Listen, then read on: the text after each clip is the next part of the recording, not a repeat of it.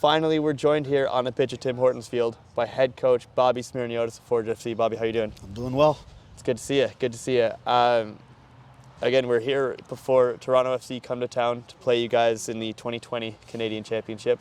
It's a bizarre, unusual situation, but what isn't these days, right? And there's a trophy on the line. So, what is the mentality for you guys, kind of going into a game like this? Yeah, I think you hit it on the nail there. The most important thing is there's a trophy on the line, and that's what we know. You know, it's funny we say 2020, and a lot has transpired since then. But we've both, won the right to play for this trophy, and I think that's always an important thing in building the culture of a club and an identity of a club, and that's what it is for us. We have two of those CPL shields in our locker room, and we want to be able to add to it.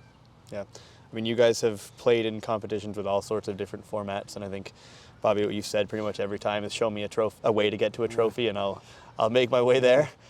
You guys got here by winning the Island Games in PEI. With that tournament, we didn't know when this game was going to happen. For a while, we didn't know if it was going to happen, but it is now, and it's our national cup on the line, right? What would it mean to you guys to win that game and to hoist that trophy?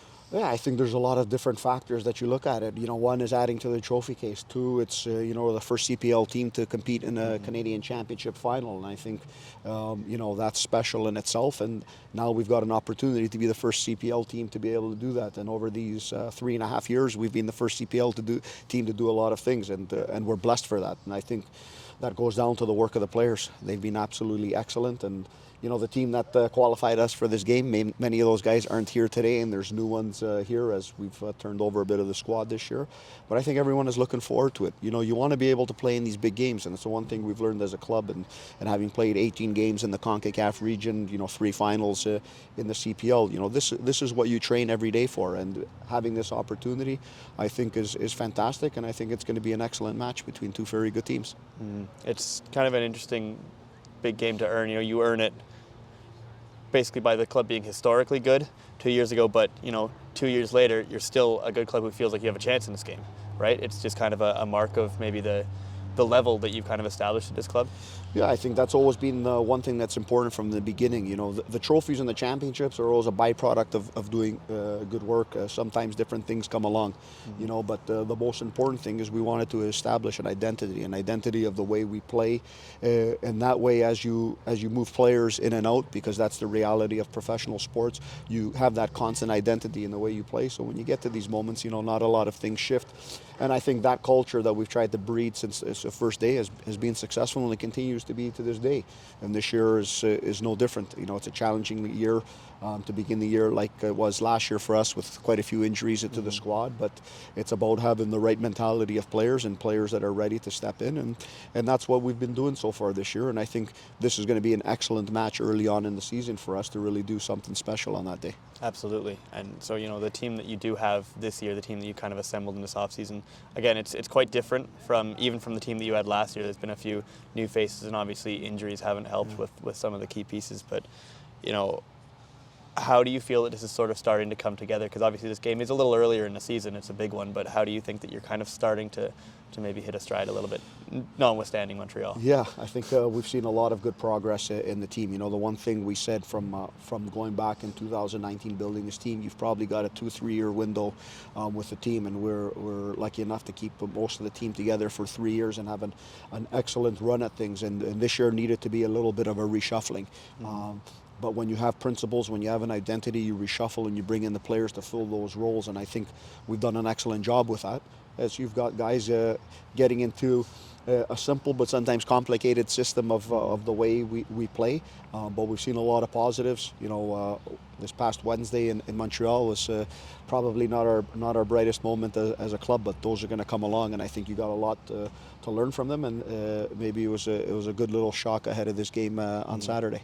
Yeah, as you mentioned, does maybe a game, you're obviously a club that pride yourselves in playing tough teams, taking on challenges. Does maybe that game being a tougher one, not going your way, give you a little bit extra fuel to the fire for this next chance at an MLS team? I think so. I think there was a lot of disappointment in the room after that game, and not so much in the loss, but in the performance and our identities and our principles as a team. And you could see it across the team, and we know that's something important for us when we're playing. No matter who the opponent is. And I think a lot of the newer players, and we had quite a few of them playing in that match. I think that was the big learning moment they had from it. And if you can take that forward and use it in a positive nature, then it's always going to help in this match coming up. You know, as I mentioned, you don't like to put too much stock in who the opponent is, whoever it is, but you know, I don't think we can get away without saying this is Toronto. It's Hamilton against Toronto. You know, this football field has seen a lot of Hamilton-Toronto battles, but not in our football.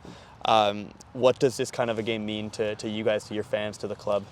Yeah, I think it's a great spectacle for the sport, to be honest. You know, take away the tactics, take away who the players are. I think it's a beautiful thing between the two cities. If you know a little bit the sporting culture, and especially in the CFL with the Ticats and the Argos, it's been a fantastic rivalry. Here you have two teams owned by the same organizations, playing our football, as we say.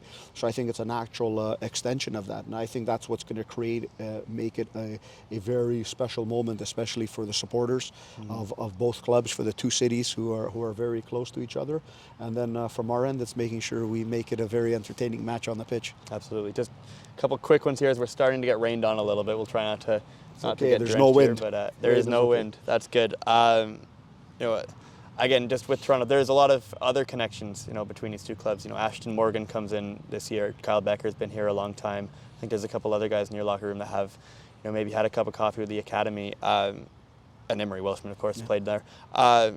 What does it mean for those guys to maybe have this opportunity, Ash especially, to play against guys that he was teammates with very recently? Yeah, I think Ashton was an ambassador of the club, being there for so many years and so many performances across all competitions, and especially in the Canadian Championship, where he featured and won a few trophies. I'm not sure how many they were over his time period there, but I think, you know, it's always a special moment when you're playing a club that you've played with in the past, that you've sweat for, that you've put a big effort in being part of their culture. I think that's always a moment for the players, especially some of these senior players like you mentioned, Ashton, Becker, and Emery. When you look at some of the younger guys, I think for them it's just all motivation in a big match against a team from a different league. So I think that's what you take from it. But I think, those are the small storylines behind the scenes that are excellent for the game. Absolutely. And then just maybe finally, you guys again have played a lot of big games. Just what have you learned, maybe as a coach and as a team in general, about what you need to do in these games against maybe a team that's comes from a higher level and things like that? What have you learned about what you guys need to do, especially when you're here at home? The biggest thing is details. The details of the match, the small things need to be very good, and sometimes it's crazy when I say this, but you need to be excellent in how you attack and defend throw-ins, and that has nothing to do with the ball on the feet, but those are the small details that always make the difference in these games, because you're going to have two teams that are going to be on the field that not only want to win the game badly, but definitely don't want to lose the game. So you have to be turned on for every moment and know that the game is going to be about a few moments that happen. And for us, we need to stick to our principles. We need to do our best to play our football, which we do very well here at Tim Hortons Field, and that's the one thing that we want to make sure that we see on Saturday. Again, June 4th, tickets are still available. The Voyageurs Cup will be lifted right here on this pitch. Forge FC hosting Toronto FC. It should be a good one, right? Oh, it's going to be excellent. Absolutely. Thanks again, Bobby. Thank you.